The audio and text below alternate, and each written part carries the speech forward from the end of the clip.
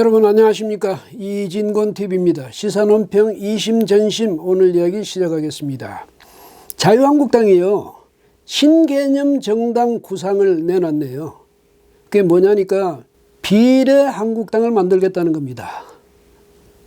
왜 그러냐, 준연동형 비례대표제인가 뭐 그걸 하겠다니까 4+1 협의체라는 데서 그렇게 하니까, 그럼 거기에 대한 대안으로서 우리 쌍둥이 정당 혹은 위성 정당을 만들어서 이 정당 득표율에 따른 그 비례대표 배분, 그것도 우리가 하고, 또 지역구 선거에서 또 우리가 당선하고, 그래서 이쪽에서도 저쪽에서도 그 의석을 다 차지하겠다, 이런 거죠.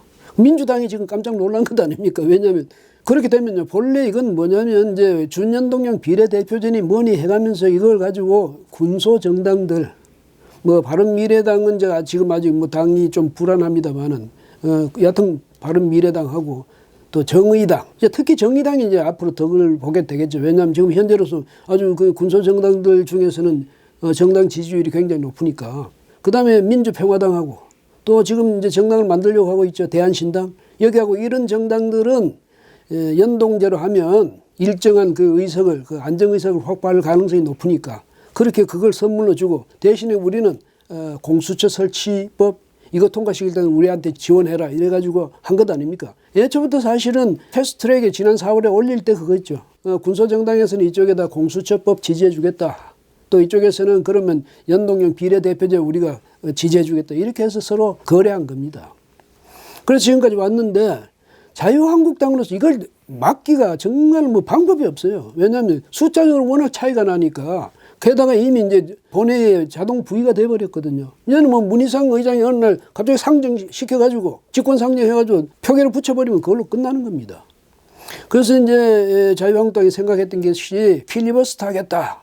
그러니까 의안마다 필리버스터를 하면 적어도 올해 내로는 처리를 못할 거다, 이런 계산을 했었는데, 민주당에서 그렇게 하세요. 그러면 우리는 쪼개기 국회 하겠다. 임시국회를.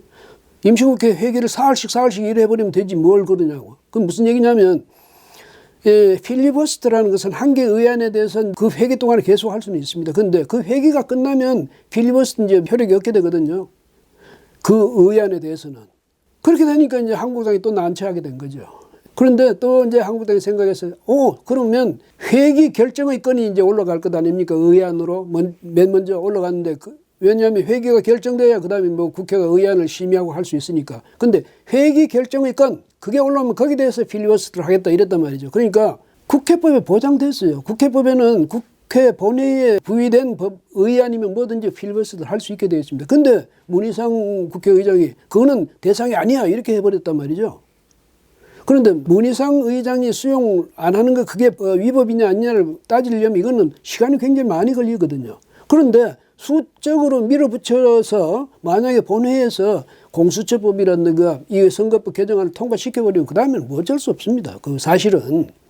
근데 한국당이 고민을 했죠. 그 다음에 이쪽에서 4+1 무슨 그 협의체인가요? 거기서는 이제 회심의 미소를 띠고 있었는데, 다만 문제가 됐었냐, 자기들끼리 이제 계산이 잘 안 되는 거지. 그 민주당하고 이쪽 4개 정당 사이에서 계산이 안 돼가지고 티격태격하다 지금 선거법과 관련해서 남은 한 가지가 뭐냐면, 4개 정당에서 민주당 딴 거 그래 민주당은 다 들어줄게. 그러니까 지역 의석 250석에다 비례대표 50, 거기다가 연동제 적용하는 건 30명을 상한으로 해서 그렇게 하는 그 안 이제 우리가 들어줄게. 대신에 석패율제 받아달라 이거거든요.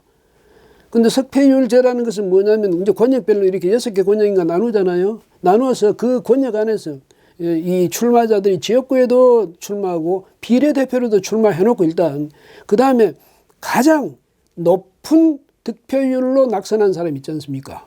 이 사람에 대해서는 그 비례대표로서 국회의원을 이제 만들 수 있게 되는 그런 제도인데, 그 민주당에서 이게 각 정당의 중진들 살리게 하는 제도지, 이게 개악이지, 이게 개혁이냐, 이렇게 이제 반발하고 있습니다. 민주당에서는 못 들어준다 이러고 있는데, 4개 정당에서 무슨 소리 하냐. 이게 이제 최후 통첩 비슷하게 오늘이 마지막이다 이런 식으로 최후 통첩식으로 통과하고 했는데, 그게 지금 자유한국당의 비례한국당 창당 구상 이것 때문에 아주 무력화되게 돼버렸습니다. 해봐도 소용이 없게 돼버렸어요.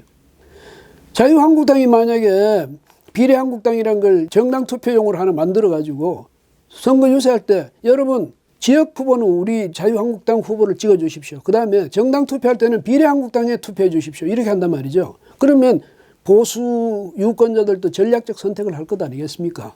그래서 만약에 자유한국당이 한 20% 이상이라도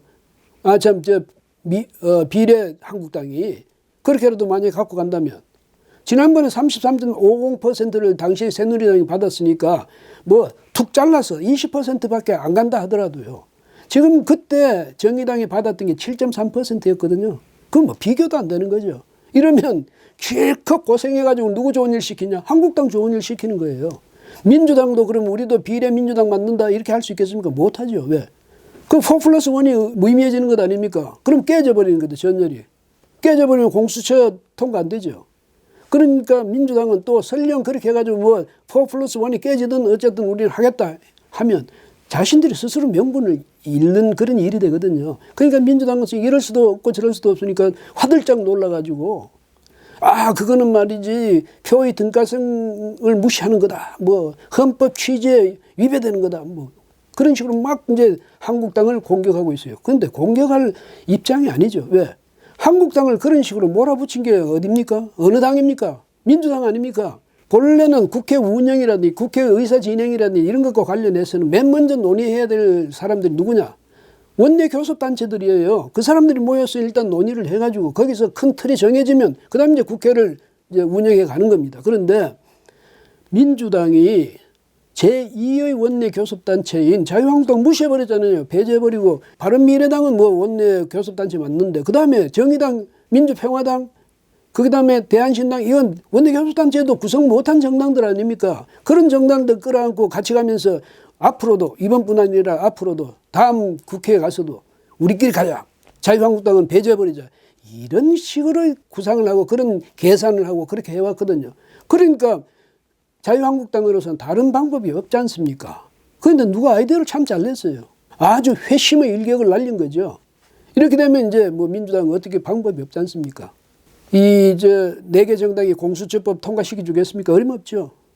자기들 얻을 게 없는데 선거법 개정 하나만은 소용이 없게 됐는데 근데 한국당에 대한 감정 때문에 그러면 만약에 공수처법 통과시켜 준다고 하십시다. 그렇게 해서 본회의에 표결에 붙이면 제가 생각할 때는 149석입니까? 지금 재적 의원이 298명이니까 그 과반 149석이죠. 못 얻습니다.